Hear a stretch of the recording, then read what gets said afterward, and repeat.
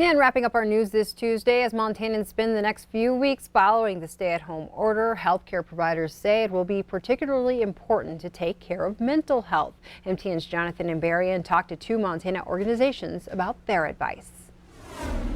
Health professionals say the major changes brought by coronavirus will put a lot of pressure on many Montana families. Social isolation and distancing is often a huge stressor for people who already are experiencing anxiety or depression or trauma.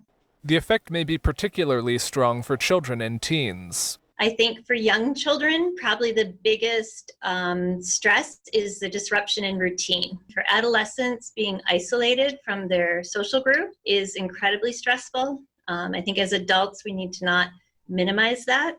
Organizations say they're taking steps to make sure they're available to help if people call. Leaders at Intermountain increased their capacity to provide teletherapy. Now that we're settling and struggling with staying in place, we're finding that it's hard for people to reach out, not knowing if they should go out. So it's even more important that we expanded our services so that we have more teletherapy. Chaudere Children's Hospital is still admitting some patients, but they shifted much of their effort toward doing outpatient therapy remotely. Actually, because we have reduced our bed capacity on the inpatient side, we now have more capacity for psychiatrists, nurse practitioners, and therapists.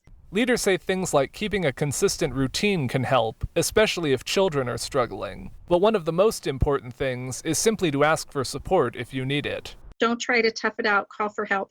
In Helena, Jonathan Ambarian, MTN News.